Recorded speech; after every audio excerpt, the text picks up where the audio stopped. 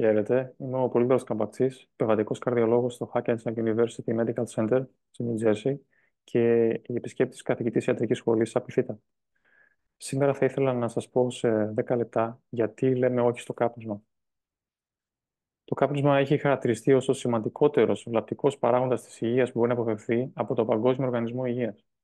Και θα δούμε γιατί στη συνέχεια. Στην Ελλάδα καπνίζει το 30% του πληθυσμού άνω των 16 ετών. Πρακτικά αυτό σημαίνει περίπου 1 στους 3 καπνίζει. Μεταξύ των ηλικιών 16 με 24 καπνίζει το 20%. Τα στοιχεία αυτά είναι από την Εθνική Στατιστική Υπηρεσία. Πώς λοιπόν το κάπνισμα βλάπτει την υγεία? Σε γενικές γραμμές μπορούμε να πούμε ότι προκαλεί τρεις τύπους νοσημάτων. Πρώτον, καρδιακά νοσήματα, όπως το έμφραγμα, το εγκεφαλικό, την περιφερική νόση των αγκίων. Δεύτερον, καρκίνους, με κύριο εκπρόσωπο τον καρκίνο του πνεύμονα, αλλά και πολλούς άλλους καρκίνους. Και τρίτον, χρόνια αποφρακτική πνευμονοπάθεια, που είναι μια χρόνια νόσος των πνευμόνων. Είναι αξιοσημείωτο, θα έλεγε κανείς από ιατρική άποψη, πως μόνο ένας παράγοντας μπορεί να είναι τόσο βλαπτικός για την υγεία μας. Με στοιχεία από μια μεγάλη βρετανική μελέτη του 1951, που πραγματοποιήθηκε σε 33.000 γιατρούς, οι οποίοι παρακολουθήθηκαν μέχρι και 50 χρόνια, βρέθηκε ότι οι καπνιστές πεθαίνουν κατά μέσο όρο πολύ νωρίτερα. Συγκεκριμένα, φαίνεται πως πεθαίνουν περίπου 10 χρόνια νωρίτερα από τους μη καπνιστές. Βλέπετε εδώ πως μέχρι την ηλικία των 60, το 20% των καπνιστών έχουν πεθάνει, ενώ το ίδιο ποσοστό, 20% δηλαδή, έχει πεθάνει μέχρι την ηλικία των 70 για τους μη καπνιστές. Με περισσότερους αριθμούς. Εάν συγκρίνουμε τους θανάτους ανά έτος μεταξύ 1.000 καπνιστών και 1.000 μη καπνιστών, τότε οι καπνιστές έχουν 50% περισσότερους θανάτους ανά έτος. Υπάρχουν και συγκεκριμένα στοιχεία. Θάνατοι από καρκίνο του πνεύμονα είναι 2,5 στους καπνιστές έναντι 0,5 στους μη καπνιστές. Θάνατοι από χρόνια αποφρακτική πνευμονοπάθεια 1,5 έναντι 0,11. Θάνατοι από εμφράγματα 10 έναντι 6. Και θάνατοι από εγκεφαλικά 4,3 έναντι 2,75. Θα ήθελα να παραθέσω δύο χαρακτηριστικές εικόνες που δεν είναι πολύ συνηθισμένες για το ευρύ κοινό και σε γενικές γραμμές απευθύνονται κατά κύριο λόγο για γιατρούς. Θα ήθελα όμως να τις μοιραστώ και με το ευρύ κοινό. Η πρώτη εικόνα είναι από καρκίνο του πνεύμονα. Βλέπουμε εδώ πέρα μια αξονική τομογραφία θώρακος. Εδώ πέρα είναι ο δεξιός πνεύμονας και εδώ ο αριστερός πνεύμονας. Αυτός είναι ο φυσιολογικός, θα λέγαμε, πνεύμονας. Και εδώ βλέπετε μια άσπρη ανώμαλη μάζα, η οποία είναι καρκίνος του πνεύμονα.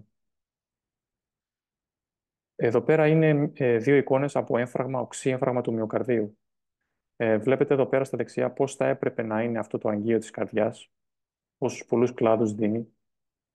Και εδώ πέρα βλέπετε την εικόνα του οξέως εμφράγματος του μυοκαρδίου, όπου ουσιαστικά η ροή διαμέσου αυτού του αγγείου της καρδιάς έχει σταματήσει.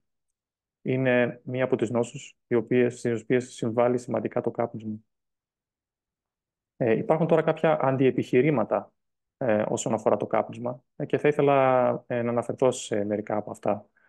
Πρώτον, το πρώτο αντιεπιχείρημα είναι πως δεν παθαίνουν όλοι όσοι καπνίζουν καρκίνο, εμφράγματα και όλες τις άλλες λοιπές νόσους. Η απάντηση που δίνουμε σε αυτό, παθαίνουν όμως περισσότεροι και δεν μπορούμε να ξέρουμε εκ των προτέρων ποιος.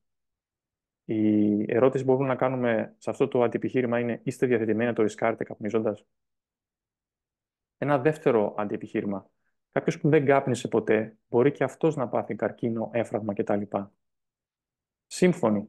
Είναι όμως αυτό επιχείρημα για να καπνίζει κάποιος και να αυξήσει έτσι τις πιθανότητες να πάθει τα ίδια νοσήματα? Κάποιες άλλες σκέψεις που θα ήθελα να μοιραστώ για το κάπνισμα. Το κάπνισμα ακούμε πως δεν βλάπτει αν είμαστε κατά τα άλλα υγιείς. Αυτό είναι λάθος. Στην ιατρική λαμβάνουμε υπόψη του προφίλ του κάθε ασθενού σε πολλές περιπτώσεις. Για παράδειγμα, αν αποφασίσουμε πως θα μειώσουμε τη χολυστερίνη με φάρμακα. Το κάπνισμα όμως δεν ανήκει σε αυτή την κατηγορία σκέψης. Δεν καπνίζουμε ποτέ, όπως δεν κάνουμε ποτέ και ναρκωτικά. Το περιστασιακό κάπνισμα ή το κάπνισμα με λίγα τσιγάρα δεν βλάπτει σημαντικά. Αυτό είναι επίσης λάθος. Έχει αποδειχθεί πως ακόμα και ένα τσιγάρο την ημέρα ή περιστασιακό κάπνισμα βλάπτουν την υγεία. Ο κίνδυνος θανάτου είναι μικρότερος από τους καπνιστές που καπνίζουν συστηματικά πολλά τσιγάρα κάθε μέρα, αλλά είναι σίγουρα υπαρκτός. Το παθητικό κάπνισμα δεν βλάπτει σημαντικά. Επίσης λάθος. Έχει αποδειχθεί πως το παθητικό κάπνισμα σχετίζεται με αυξημένο κίνδυνο σε σχέση με τους μη καπνιστές. Μια άλλη σκέψη. Καπνίζω πολλά χρόνια και είναι πια αργά να κόψω το κάπνισμα. Λάθος. Διακοπή πριν τα 30 χρόνια μηδενίζει τον κίνδυνο που προκαλεί το κάπνισμα. Διακοπή πριν τα 50 ελαττώνει αυτόν τον κίνδυνο στο μισό. Το όφελος της διακοπής καπνίσματος ελαττώνεται στην ηλικία, αλλά σίγουρα παραμένει. Δηλαδή, θα υποφεληθούμε από το να διακόψουμε το κάπνισμα σε κάθε ηλικία. Θα ήθελα να κλείσω λέγοντας πως για τους καπνιστές ζητήστε βοήθεια για να κόψετε το κάπνισμα.